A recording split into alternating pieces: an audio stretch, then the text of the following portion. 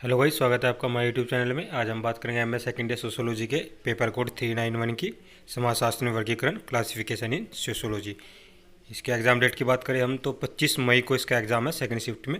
चलिए स्टार्ट करते हैं। हमारी पहली यूनिट है हमारी समाजशास्त्र में वर्गीकरण का अर्थ और प्रासंगिकता। चलिए स्टार्ट करते हैं। क्वेश्चन नंबर 1, वर्गीकरण में किसका ध्यान रखा जाता है? समानता का, सजातीय का, गुणों के एकता का, ये सभी। तो ऑप्शन डी सही है, ये सभी। निम्नलिखित में कौन सी वर्गीकरण की विशेषता नहीं है? गुणों की एकता, सजातीयता, सादृश्यता, असमानता। तो ऑप्शन सी सही है, असमानता। वर्गीकरण वह प्रक्रिया है जिसके द्वारा तथ्यों को यथार्थ रूप में या कल्पित रूप से उनकी समानता और सादृश्यता के आधार पर वर्गों या विभागों में विभाजित किया जाता है। यह प्रक्रिया इकाई की विभिन्नता के मध्य गुणों की एकता को व्यक्त करती है। यह किसकी परिभाषा है? कॉर्नर की। ऑप्शन ए सही है। सामग्री को उसकी एक रूपता और समानता के अनुसार समूह अथवा वर्गों में व्यवस्थित करने की प्रक्रिया को परिभाषिक रूप में वर्गीकरण कहा जाता है। वर्गीकरण के संबंध में यह परिभाषा निम्नलिखित में किसके द्वारा दी गई है? एल्हांस की। ऑप्शन डी सही है। वर्गीकरण के संबंध में निम्नलिखित में कौन सा कथन सही नहीं है? तो ऑप्शन बी जो है वो सही नहीं है। वर्गीकरण में गुणों की एकता प्रदर्शित नहीं होती। नीचे दो वक्तव्य दिए गए जिनमें एक को कथन ए और दूसरे को कथन आर कहा गया है। वर्गीकरण सांख्यिकीय विवेचन की प्राथमिक क्रिया नहीं है। अनुसंधान की दृष्टि से सामग्री का संकलन होने के पश्चात उसका वर्गीकरण महत्वपूर्ण होता है। तो ऑप्शन डी सही है, ए गलत है किंतु आर सही है। चलिए छः क्वेश्चन हमारे हो चुके हैं। आपको हम बता दें कि इस पेपर कोड 391 में 5 यूनिट है। पहली यूनिट हम करा रहे हैं और सेकंड यूनिट भी इसी के साथ हो जाएगी इसी वीडियो में। बाकी 2 यूनिट जो है नेक्स्ट वीडियो में आ जाएंगी। आप तैयार कर लीजिएगा अच्छे से। और नेक्स्ट पेपर जो होगा हमारा वो 30 मई को है। चलिए स्टार्ट करते हैं हमारा नेक्स्ट क्वेश्चन।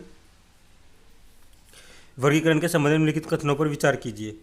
तो जो हमारा इसमें है ऑप्शन डी वो सही है। कै और घ जो है वो कथन सही नहीं है।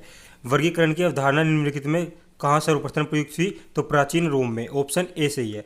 वर्गीकरण एक मानसिक प्रक्रिया है जिसके द्वारा हम वस्तुओं की सामान्यता और भिन्नता की पहचान करते हैं, उनके संबंधों को पता लगाने तथा उन संबंधों के आधार पर उनके वर्ग बनाते हैं। यह परिभाषा निम्नलिखित में किसकी है? शेयर्स की। ऑप्शन सी सही है। वर्गीकरण का निर्धारण निम्नलिखित में किससे होता है? समानता से, आंशिक समानता से। तो ऑप्शन सी सही है, ए व बी दोनों से। किसी वस्तु का वह गुण जो उन्हें एक साथ जोड़ता है कहलाता है विशेषता, अवगुण, गुण, समानता। ऑप्शन डी सही है, समानता। वस्तुओं में कितने प्रकार की विशेषताएं हो सकती है? प्राकृतिक, कृत्रिम, आकस्मिक। तो ऑप्शन डी सही है, ए व बी दोनों प्रकार की। निम्नलिखित में कौन सा कथन वस्तुओं की प्राकृतिक विशेषताओं के संबंध में सत्य है? यह बाहरी लक्षणों पर आधारित होती है। यह वस्तुओं के जन्मजात गुणों को व्यक्त करती है। मानव इसको प्रभावित किए बिना परिवर्तन कर सकता है। इस विशेषता को वस्तुओं से पृथक किया जा सकता है। तो ऑप्शन बी जो है वो सही है। यह वस्तुओं की जन्मजात गुणों को व्यक्त करती है। चलिए बढ़ते हैं हमारे नेक्स्ट क्वेश्चन की ओर। Question number 14।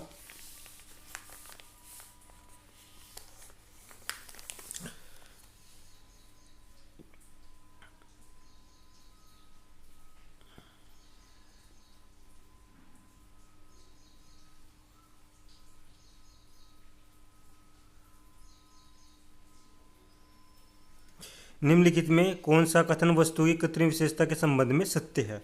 तो ऑप्शन डी जो है वो सत्य है। यह विशेषता बाहरी लक्षणों पर आधारित होती है। वर्गीकरण में सम्मिलित है वर्ग, उपवर्ग, उपविभाजन, डी ये सभी। तो ऑप्शन डी सही है, ये सभी। वर्गीकरण विवेचित सामग्री को समझने का तरीका है वैज्ञानिक। ऑप्शन सी सही है। अमेरिकन सोशियोलॉजिकल सोसाइटी ने सामाजिक शोध के क्षेत्र में निम्नलिखित में किसको सम्मिलित किया? मानव प्रकृति तथा व्यक्तित्व का अध्ययन, जनसमूह तथा सांस्कृतिक समूह का अध्ययन, संगठन और संस्थाओं का अध्ययन, डी ये सभी। तो ऑप्शन डी सही है, ये सभी। वर्गीकरण के वैज्ञानिक स्वरूप के संबंध में निम्नलिखित में कौन सा युग्म सत्य नहीं है? अस्पष्टता, असामान्यता। तो ऑप्शन डी सही है। वस्तुओं में प्राकृतिक व कृत्रिम रूप में 2 प्रकार की विशेषताएं हो सकती है। वर्गीकरण का तात्पर्य केवल विभाजन ही नहीं बल्कि उपविभाजन भी है। तो इसमें जो ऑप्शन बी है वो सही है। ए और आर दोनों सही है किंतु आर ए की सही व्याख्या नहीं है। वस्तुओं की विशेषताओं के संबंध में निम्नलिखित कथनों पर विचार कीजिए। प्राकृतिक विशेषताओं वस्तुओं के जन्मजात गुणों को व्यक्त करती है।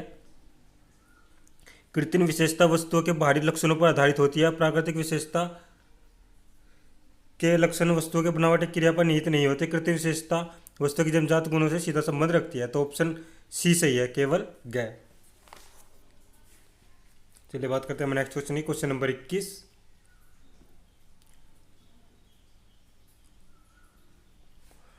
निम्नलिखित में सही कथन का चयन कीजिए। वर्गीकरण स्पष्ट होना चाहिए। वर्गीकरण में प्रत्येक वर्ग एक दूसरे से भिन्न होने चाहिए। वर्गीकरण में वर्गों अथवा श्रेणियों की संख्या उपयुक्त होनी चाहिए। ये सभी। ऑप्शन डी ये सभी। तो ऑप्शन डी सही है। निम्नलिखित में से कौन सा वर्गीकरण का उद्देश्य नहीं है? तथ्यों का चित्र में प्रदर्शन करना। ऑप्शन सी सही है। निम्नलिखित में से कौन सा वर्गीकरण का आधार है? भौगोलिक, विशिष्ट गुण, संख्याएं, डी ये सभी। तो ऑप्शन डी सही है। ये सभी। वह कौन सा वर्गीकरण है जिसमें सामाजिक अनुसंधान में आंकड़ों को समय के अनुसार दर्शाया जाता है? ऑप्शन ए सही है, सामयिक। वह कौन सा वर्गीकरण है जिसमें सामाजिक अनुसंधान में आंकड़ों को भौगोलिक स्थिति के अनुसार दर्शाया जाता है? भौगोलिक। ऑप्शन बी सही है। वह कौन सा वर्गीकरण है जिसमें सामाजिक अनुसंधान में आंकड़ों को उनके गुणों के अनुसार दर्शाया जाता है? तो ऑप्शन सी सही है, गुणात्मक। वह कौन सा वर्गीकरण है जिसमें सामाजिक अनुसंधान में आंकड़ों को अंकों अर्थात संख्याओं द्वारा दर्शाया जाता है? गणनात्मक। ऑप्शन डी सही है। सादृश्यताओं एवं सामान्यताओं के आधार पर सामग्री को विभिन्न समूह में विभाजित करने को क्या कहा जाता है? वर्गीकरण। ऑप्शन ए सही है। निम्नलिखित में से कौन सा वर्गीकरण की विशेषता नहीं है? तो ऑप्शन डी सही है, एक साथ अनेक आधारों का प्रयोग। निम्नलिखित में से कौन सा वर्गीकरण का उद्देश्य है? तथ्यों की प्रकृति को स्पष्ट करना, तथ्यों को बोधगम्य बनाना, तथ्यों के विश्लेषण में सहायता देना, डी ये सभी। तो ऑप्शन डी सही है, ये सभी।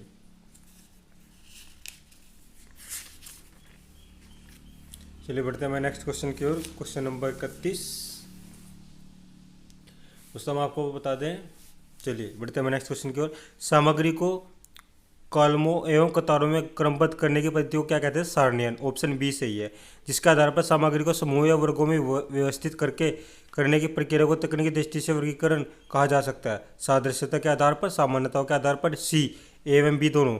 ऑप्शन सी सही है। स्टेटिस्टिकल रीजनिंग इन सोशियोलॉजी पुस्तक के लेखक कौन है? मूलर एवं सुसलर। ऑप्शन बी सही है। सारणीयन का तात्पर्य है तथ्यों को तालिका में रखना। ऑप्शन सी सही है। तथ्यों को क्रमबद्ध एवं वैज्ञानिक तरीके से कतारों में प्रदर्शित करने को कहते हैं सारणीयन। ऑप्शन बी सही है। वर्गीकरण इकाइयों की भिन्नता के बावजूद विद्यमान गुणों को व्यक्त करता है, एकता। ऑप्शन बी सही है। समाजशास्त्र में सांख्यिकीय विधि महत्वपूर्ण है क्योंकि इसके द्वारा सर्वग्राही मूल्यांकन में सहायता प्राप्त होती है। संख्यात्मक तथ्यों का विश्लेषण करके निष्कर्ष प्राप्त किए जाते हैं। घटनाओं का गणितीय विश्लेषण होता है। ये सभी। ऑप्शन डी सही है, ये सभी। वर्गीकरण हेतु प्रारंभिक सामग्री हो सकती है स्पष्ट, विस्तृत, अक्रमबद्ध। ये सभी। ऑप्शन डी सही है, ये सभी। वर्गीकरण के संबंध में निम्नलिखित में कौन सा कथन उपयुक्त नहीं है? वर्गीकरण में अस्पष्ट सामग्री स्पष्ट नहीं होती। ऑप्शन ए सही है। वर्गीकरण का प्रयोग प्रत्यक्ष या अप्रत्यक्ष रूप से होता है सभी विषयों में। वर्गीकरण निम्नलिखित में किस परिप्रेक्ष्य से संबंधित है? वैज्ञानिक परिप्रेक्ष्य। ऑप्शन सी सही है। चलिए 41 क्वेश्चन हो चुके हैं हमारे। दोस्तों हम आपको बता दें कि जो हमारा वाइवा पेपर होता है वो 100 मार्क्स का होता है और ये इसमें आप जितने ज़्यादा से ज़्यादा मार्क्स ले आए उतना आपके लिए अच्छा है, आपकी अच्छी परसेंटेज बन जाएगी। Question number 42। क्लासिफिकेशन शब्द की व्युत्पत्ति क्लासिस से हुई है जिसका अर्थ है वस्तुओं या व्यक्तियों का वर्ग। ऑप्शन ए सही है। वर्गीकरण के संबंध में निम्नलिखित कथनों पर विचार कीजिए। तो इसमें जो हमारा ऑप्शन डी सही है, कै और गै गलत है। वर्गीकरण समांकों के गुणों की असमानता पर आधारित है। यह यथार्थता अथवा भावात्मक रूप से स्पष्ट प्रकट करता है। निम्नलिखित में कौन वर्गीकरण का उद्देश्य है? समांकों की समानता व असमानता का स्पष्टीकरण, समांकों को नियमित व व्यवस्थित करना, तुलनात्मक अध्ययन करना। ये सभी। तो ऑप्शन डी सही है, ये सभी। निम्नलिखित में कौन सा वर्गीकरण का गुण है? संक्षिप्तता व स्पष्टता, लोचदार होना, आधार की एक रूपता। ये सभी। ऑप्शन डी सही है, ये सभी। निम्नलिखित में कौन गुणानुसार वर्गीकरण का प्रकार है? सरल वर्गीकरण, बहुगुणी वर्गीकरण। ऑप्शन सी सही है, ए व बी दोनों। वर्गीकरण का सारणीयन का प्रथम चरण है। ऑप्शन ए सही है। समावेशी विधि में ऊपरी और निचली दोनों सीमाओं को लिया जाता है। ऑप्शन सी सही है। विशिष्ट शब्दों में समांकों को स्तंभों एवं पंक्तियों में क्रमबद्ध किया जाता है, सारणीयन है। ऑप्शन बी सही है। चलिए दोस्तों हम बता दें आपको कि आप जो है अपने वाइवा पे भी विशेष ध्यान दें क्योंकि आपकी परसेंटेज वाइवा ही बनाएगा। उसकी हम वीडियो जल्द ही 2 वीडियो अपलोड करेंगे, उसको आप ध्यान से देखें, उसी के हिसाब से आप अपना तैयारी कीजिएगा। चलिए बढ़ते हैं हमारे नेक्स्ट क्वेश्चन की ओर। Question number 50।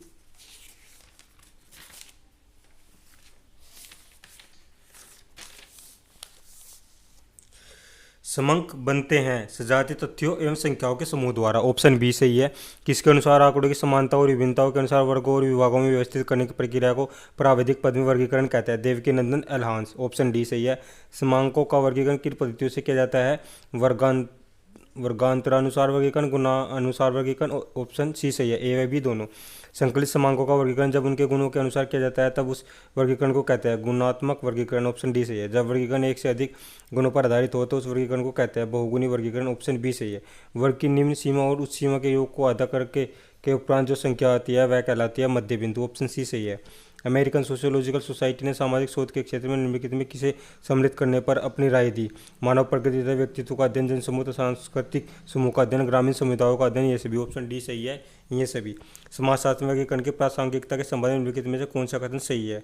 तुलनात्मक अध्ययन संभव, सामग्री के लक्षणों का विभाजन, नवीन सामग्री को सम्मिलित करने की सुविधा, डी ये सभी, तो ऑप्शन डी सही है ये सभी। Main current in sociological thoughts पुस्तक किसने लिखी? रेमंड एरो, ऑप्शन बी सही है। चलिए बढ़ते हैं हमारे नेक्स्ट क्वेश्चन की ओर।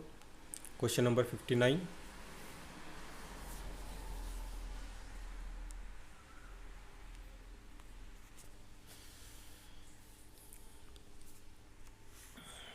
चलिए करते हैं स्टार्ट।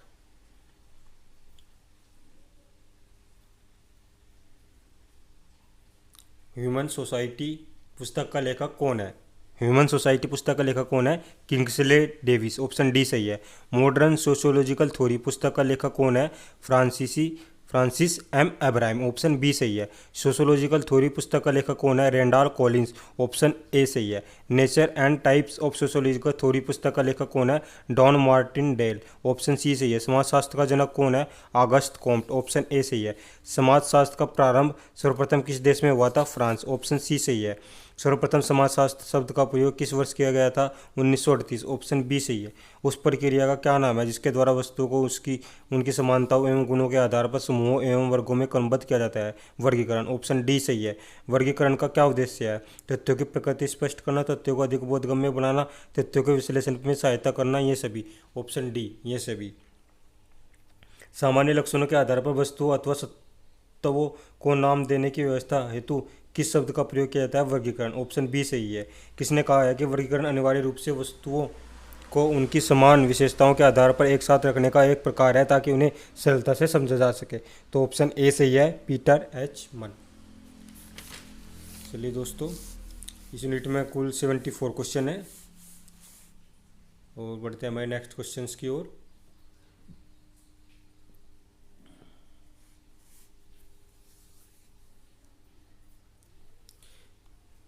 वर्गीकरण किसका एक चरण है? तो ऑप्शन ए सही है, सामाजिक अनुसंधान का। कौन सा समाजशास्त्र में वर्गीकरण का एक आधार है? समानता, सादृश्यता, सी ए एवं बी दोनों, तो ऑप्शन सी सही है, ए व बी दोनों। वर्गीकरण के उस प्रकार को क्या नाम दिया जाता है जो एक क्षेत्र अथवा स्थान पर आधारित होता है? भौगोलिक, ऑप्शन सी सही है। बोटोमोर के अनुसार समाजों के अधिकांश वर्गीकरण का आधार क्या है? उद्विकास, ऑप्शन ए सही है। किसने समाज की संस्थाओं की व्यवस्था, सामाजिक समूह की संख्या व उनके स्वरूप तथा महत्वपूर्ण सामाजिक समूह की प्रकृति के आधार पर नवीन वर्गीकरण की आवश्यकता रेखांकित की है? डी टीबी बाटोमार, ऑप्शन डी सही है। चलिए बढ़ते हैं हमारे नेक्स्ट यूनिट की ओर, वर्गीकरण के सिद्धांत और मानदंड। इसमें कुल जो है हमारे 73 क्वेश्चंस है, इनको देख लेते हैं हम एक बार। और हम आपको बता दें दोस्तों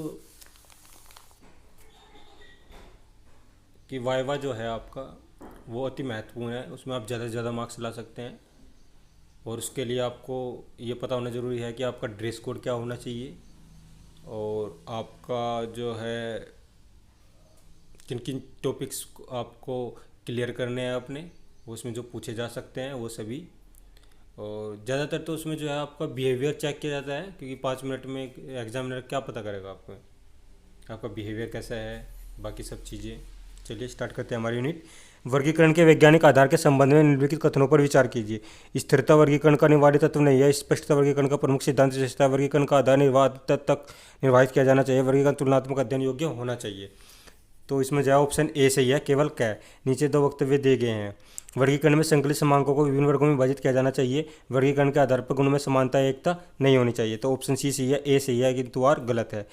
वर्गीकरण के परिप्रेक्ष्य में सामाजिक अनुसंधान की अधिकांश सामग्री होती है गुणात्मक, ऑप्शन बी सही है। वैवाहिक स्थिति, साक्षरता, प्रवृत्ति और रुचि आदि निम्नलिखित में किसके अंतर्गत आती है? गुणात्मक आधार, ऑप्शन डी सही है। लंबाई, गहराई, ऊंचाई और अंक आदि निम्नलिखित में किसके अंतर्गत सम्मिलित है? संख्यात्मक आधार, ऑप्शन ए सही है। संकलित सामग्री को दिनों, सप्ताह, महीनों, वर्षों और ऐतिहासिक क्रम के अनुसार निम्नलिखित में किसके अंतर्गत वर्गीकृत किया जाता है? सामयिक आधार पर। ऑप्शन डी सही है। जब संपूर्ण समूह को केवल किसी एक गुणात्मक चर के आधार पर विभक्त किया जाता है तो इस प्रकार का वर्गीकरण कहलाता है एक मार्गी। ऑप्शन ए सही है। एकल चर आवर्ती तालिका में होता है एक गुणात्मक चर। ऑप्शन सी सही है। द्विमार्गी वर्गीकरण में चरों की संख्या कितनी होती है? 2। ऑप्शन बी सही है। चलिए बढ़ते हैं हमारे नेक्स्ट क्वेश्चन। Question number 10।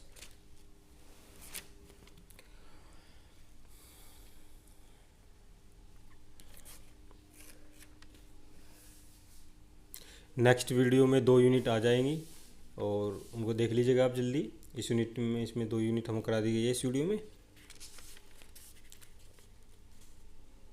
चलिए, द्विवर्ग आवर्ती तालिका निम्नलिखित में किससे संबंधित है? तो द्विमार्गी वर्गीकरण से संबंधित है। ऑप्शन सी से यह द्विमार्गी आवर्ती तालिका में चरों को निम्नलिखित में किस रूप में प्रस्तुत किया जाता है? ऑप्शन ए से यह एक चर को पंक्ति द्वारा, दूसरे चर को स्तंभ द्वारा।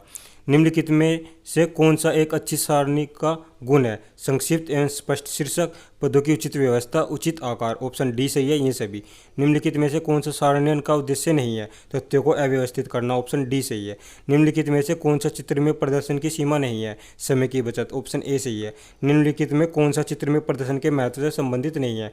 भ्रामक निष्कर्ष। ऑप्शन डी सही है। निम्नलिखित में से कौन सा एक विमा चित्र नहीं है? वर्ग चित्र। ऑप्शन डी सही है। निम्नलिखित में से कौन सा द्विविमा चित्र है? वर्ग चित्र, आयत चित्र, वर्त चित्र। ऑप्शन डी ये सभी। तो ऑप्शन डी सही है ये सभी। निम्नलिखित में से कौन सा द्विविमा चित्र नहीं है? सरल दंड चित्र। सॉरी, क्वेश्चन गलत हो गया हमारा। 17वां क्वेश्चन है, निम्नलिखित में से कौन सा द्विविमा चित्र है? तो आयत, वर्ग और वृत्त ये हमारे द्विविमा चित्र है। तो ऑप्शन डी सही है ये सभी। और निम्नलिखित में से कौन सा द्विविमा चित्र नहीं है? तो ऑप्शन डी सही है, सरल दंड चित्र। वह कौन सा चित्र है जिसमें चित्रों में विशेष संबंधी अंकों को दर्शाने हेतु उसका वास्तविक चित्र ही दे दिया जाता है?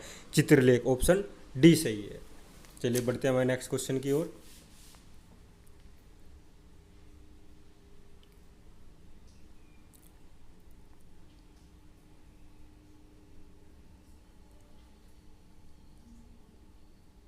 क्वेश्चन नंबर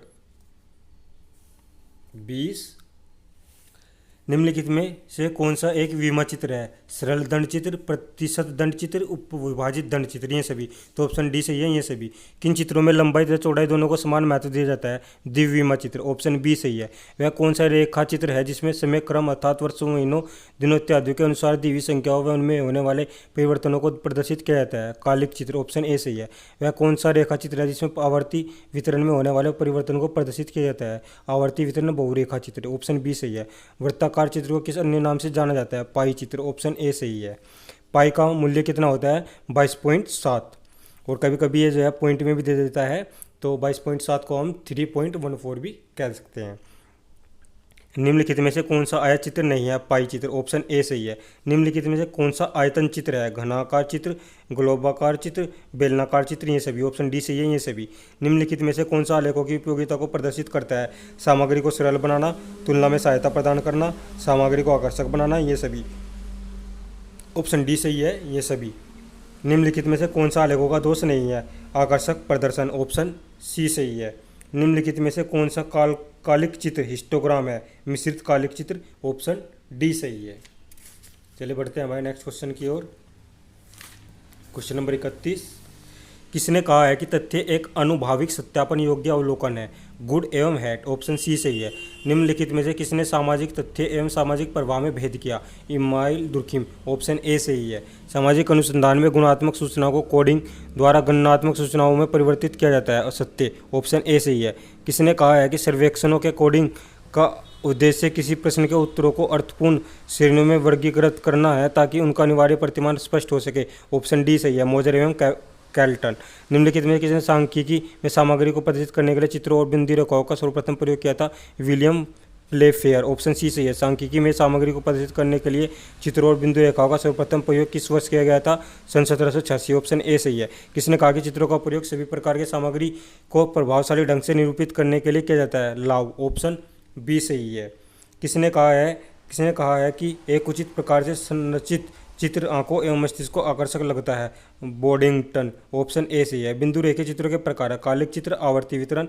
ऑप्शन सी सही है। ए व बी दोनों। जब एक शोधकर्ता गांव का सर्वेक्षण करके लोगों को की बचत प्रवृत्ति का मूल्यांकन करता है तो यह मूल्यांकन आधारित होता है प्राथमिक समांकों पर। ऑप्शन ए सही है। चलिए बात करते हैं हमारे नेक्स्ट क्वेश्चन की। 40 क्वेश्चन हो चुके हैं हमारे।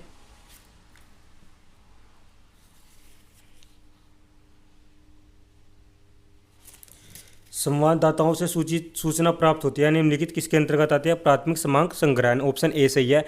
निम्नलिखित में कौन सा कथन सत्य है? समग्र प्रतिदर्श का एक अंश है, प्रतिदर्श समग्र का एक अंश है। ऑप्शन सी, ए व बी दोनों। तो ऑप्शन सी सही है। निष्कर्षों की अधिक विश्वसनीयता के लिए प्रतिदर्श का आकार बड़ा होना चाहिए। ऑप्शन ए सही है। आंकड़े निम्नलिखित प्रकार के हो सकते हैं? प्राथमिक, द्वितीयक, तृतीयक। ऑप्शन डी सही है। ये सभी वर्गीकरण में सभी वर्ग अपवर्जीय होने चाहिए। ऑप्शन ए सही है। वर्गीकरण में वर्गों की रचना का आधार है अनुसंधान उद्देश्य। ऑप्शन बी सही है। प्रकाशित आंकड़े कहलाते हैं द्वितीयक समंक। ऑप्शन बी सही है।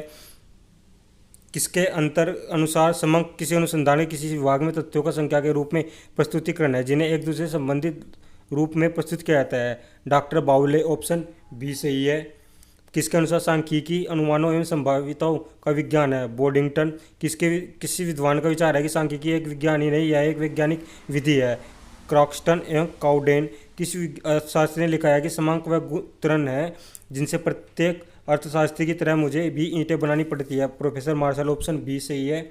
समांक के कितने प्रकार होते हैं? 2। ऑप्शन सी सही है। 5 क्वेश्चन हो चुके हैं हमारे। चलिए बढ़ते हैं। हमारे नेक्स्ट क्वेश्चन है क्वेश्चन नंबर 53।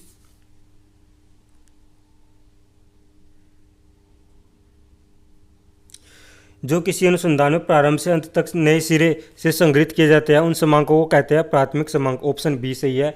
किस अनुसंधान पद्धति के अंतर्गत अनुसंधानकर्ता स्वयं उन व्यक्तियों के पास जाकर सूचना एकत्र करता है जिनसे सूचना एकत्र की जानी है? प्रत्यक्ष व्यक्तिगत अनुसंधान। ऑप्शन बी सही है। प्राथमिक क्रमांक होते हैं मौलिक। ऑप्शन सी सही है। द्वितीयक क्रमांक संकलन के स्रोत हैं? प्रकाशित स्रोत या प्रकाशित स्रोत। ऑप्शन सी सही है। ए व बी दोनों। किसके अनुसार निदर्शन जिसे जैसे कि नाम से ही प्रतीत होता है किस वर्त संपूर्ण का एक छोटा प्रतिनिधित्व है? गुड एवं हैट। ऑप्शन सी सही है। किस पद्धति में समग्र भाग के अध्ययन एवं अनुसंधान की आवश्यकता नहीं होती? निर्दर्शन पद्धति। ऑप्शन बी सही है। समस्त संख्या शास्त्रियों को सविचार निर्दर्शन के पक्ष में एक शब्द भी नहीं कहता है। यह किसने लिखा है? पार्टेन। ऑप्शन सी सही है। किसके अनुसार जब समग्र की प्रत्येक इकाई को निदर्शन में सम्मिलित होने का समान अवसर हो तब समग्र को इकाइयों का चयन देव निर्दर्शन है? यूल तथा कैंडाल। ऑप्शन बी सही है। किस पद्धति के अंतर्गत समग्र अनुसंधानिक क्षेत्र को अनेक खंडों में बांट दिया जाता है? कोटा पद्धति। ऑप्शन बी सही है। किसके अनुसार सारणीयन व सांख्यिकीय प्रक्रिया है जो उपलब्धि संकलित क्रमांकों से आखिरी तर्कसंगत निष्कर्ष निकालने के लिए की जाती है? डॉक्टर बाउले। ऑप्शन सी सही है।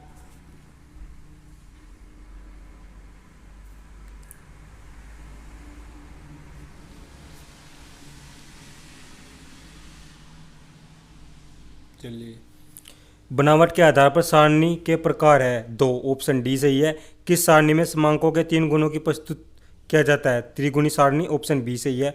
निम्नलिखित में से कौन सी यांत्रिक सारणी की क्रिया नहीं है? क्रमांकों का स्रोत। ऑप्शन सी सही है। किसके अनुसार सबसे विस्तृत अर्थ में क्रमांकों के स्तंभों और व्यक्ति पंक्तियों में क्रमबद्ध व्यवस्था को सारणीयन कहते हैं? L M Blair. Option C सही है। छात्रों का अंक के आधार पर वर्गीकरण किस प्रकार के वर्गीकरण का उदाहरण है? गणनात्मक वर्गीकरण। ऑप्शन डी सही है। कौन सी एक अच्छे वर्गीकरण की विशेषता है? स्पष्टता, उपयुक्तता, स्थायित्व। ये सभी ऑप्शन डी सही है। वर्गीकरण सामग्री को वैज्ञानिक ढंग से क्रमबद्धता करता है, यह कथन है सत्य। ऑप्शन ए सही है। वर्गीकरण निम्नलिखित में से किसमें सहायक है? तथ्यों की तुलना, सामग्री की विश्वसनीयता, सरल विश्लेषण। ये सभी ऑप्शन डी सही है। ये सभी वैज्ञानिक नियमों की खोज में क्या सहायक है? अवलोकन, प्रयोग, तर्क। ये सभी ऑप्शन डी सही है। ये सभी धार्मिक अवस्था किस युग से संबंधित है? प्राचीन। ऑप्शन ए सही है। वर्गीकरण स्थापित मानदंडों के अनुसार समूह श्रेणियों में व्यवस्थित करने की परिपाटी है, यह कथन है बी सही है। ऑप्शन बी सही है।